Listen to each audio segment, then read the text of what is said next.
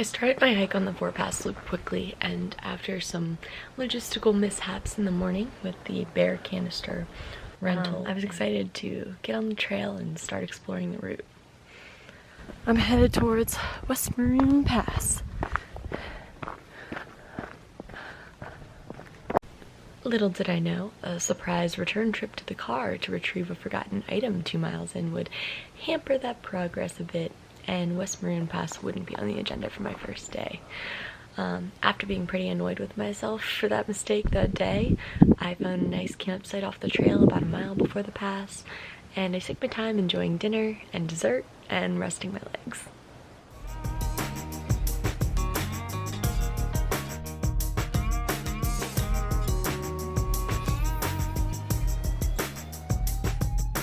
It got down to around 25 degrees overnight, but I stayed toasty in my new quilt. In the morning, I ate a Cliff Bar and got an early start towards the first pass of my clockwise loop, West Maroon. Headed up to West Maroon Pass.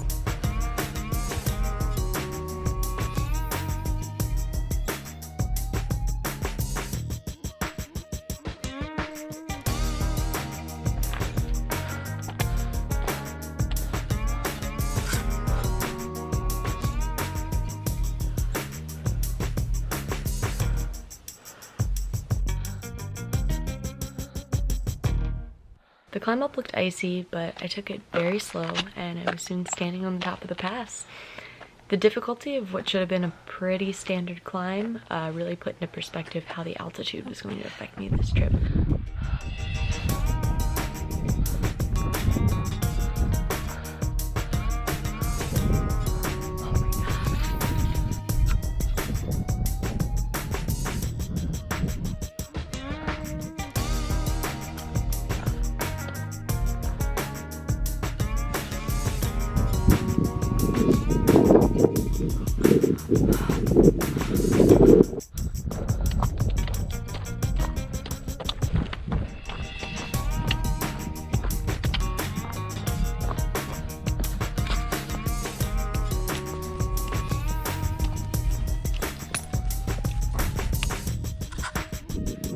Coming up on Frigidare Pass.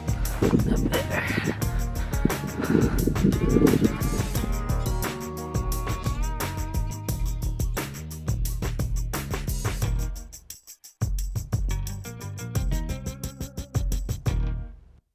Frigidare Pass was not too far beyond West Maroon, and I was standing on top of the very steep climb up by around 2 p.m. that afternoon.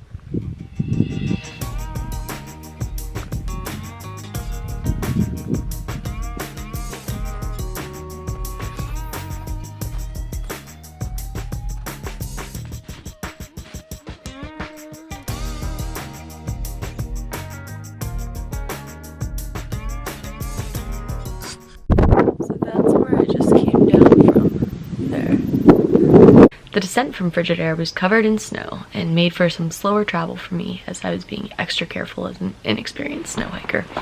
Nothing I had to deal with felt risky, but being by myself out there, I wanted to avoid stupid mistakes. The trail remained flat for a while and descended into a forest and then a sort of valley leading up to Trail Rider Pass, which would be the hardest part of my trip, both mentally and physically.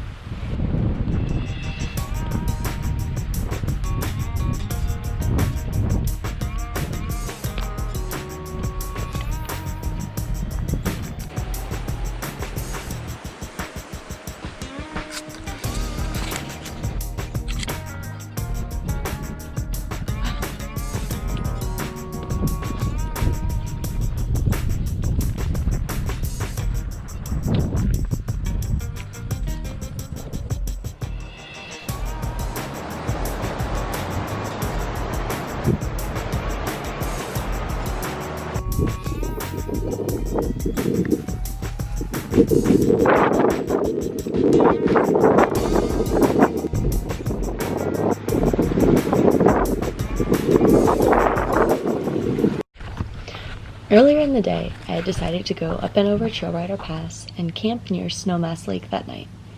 Thinking about that goal, I was starting to get into a not-so-good mental state. It was becoming more and more clear that I was not going to get to Snowmass Lake before sundown, but more than that, I didn't like being alone there.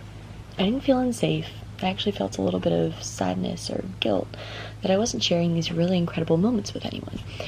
And then I proceeded to feel more guilty that I wasn't 100% enjoying one of the most beautiful places I had ever seen. And I knew I was really lucky to be there. I think this hike, for me, was more of a mental game than a physical one, and it was tough. I sat down to eat because my mind not cooperating usually means I need calories, and I gave myself a little pep talk. No one was making me do this. I'm the only one who decided to push forward to Trail Rider today, and there's really no good option besides moving forward. So I did. I crested a hill and saw a beautiful little lake with the final climb up Trail Rider Pass looming above it. One look at the pass, and I knew I wasn't finishing that night. I found an established campsite on a little hill above the lake, and that's where I stayed for another night above 11,000 feet. Oh my God.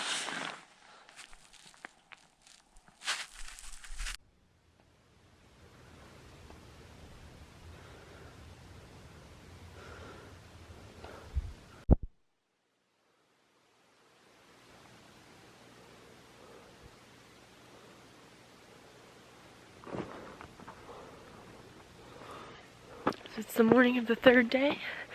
I'm headed for Trail Rider Pass, which I camped pretty much just underneath last night because I didn't want to go up it because it looks like this. So that's the lake I camped at yesterday. I've already climbed up here. It hasn't even been half a mile. It looks so far away. And still have a ways to go.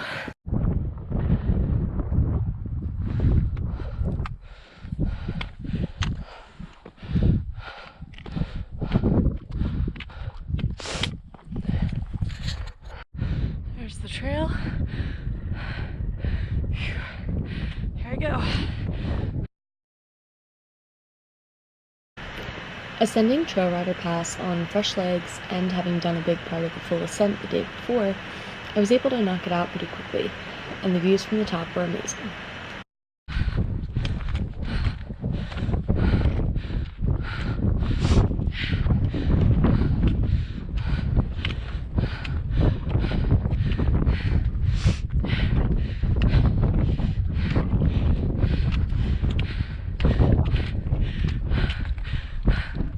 Wow.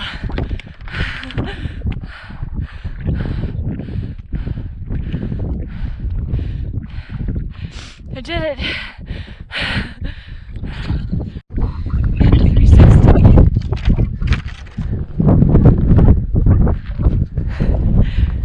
That was so cool. Wow.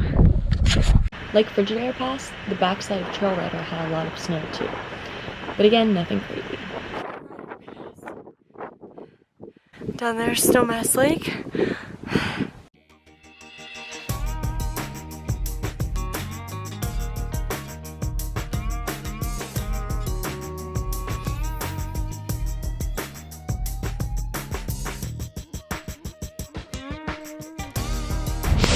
Here's the trail. Lucky me. A little bit of snow today.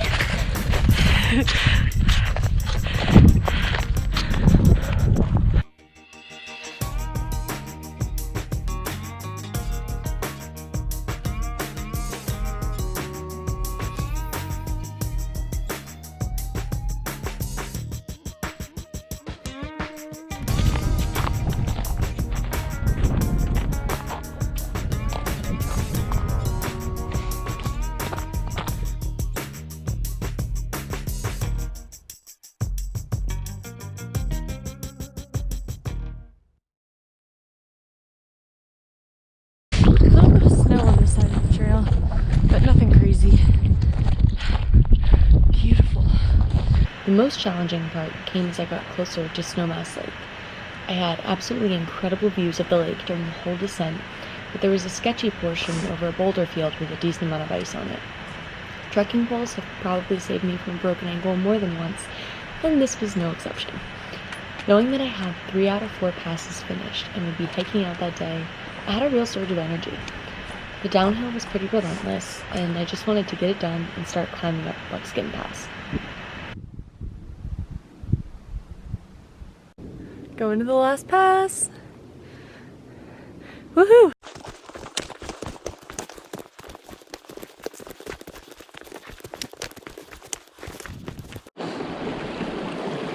This looks awful scary.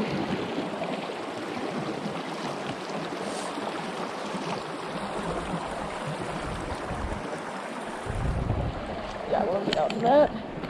Whew.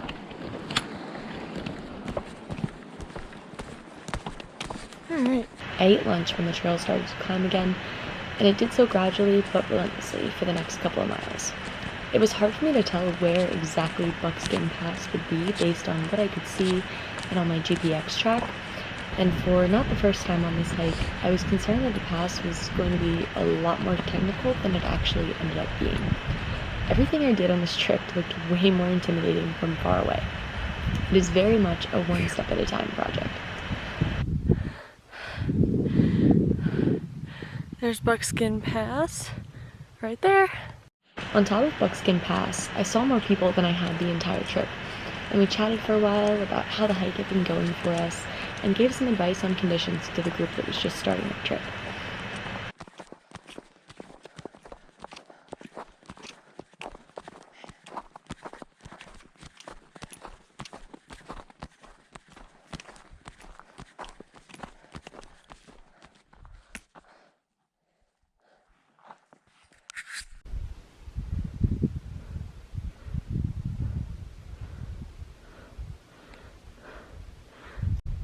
Buckskin Pass.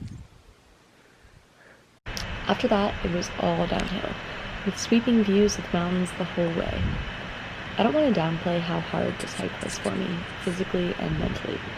I have never really had to stop and catch my breath every few minutes, and I grew really frustrated with having to do this on every climb. Obviously, no one should expect their bodies to adapt to altitude from sea level this quickly, but I don't think I anticipated how much it would affect me, and that's definitely something to consider. The mileage and elevation gain of this hike don't seem like anything crazy on paper, but the altitude truly did slow me down a lot, and I think that played into some of my mental difficulty too. There were times when I think if there had been a bailout route, I would have taken it. I'm so glad that the loop forced me to finish this hike, because it was truly incredible, and I'm really proud to have pushed myself so hard to accomplish it. This is really an iconic hike, and I feel so lucky to have experienced it with fantastic weather the whole time, and a ton of solitude. From what I understand, it's a pretty rare blessing in the Maroon Bells. I'll definitely be back to this area, but until then, I have some pretty perfect memories of a really tough hike.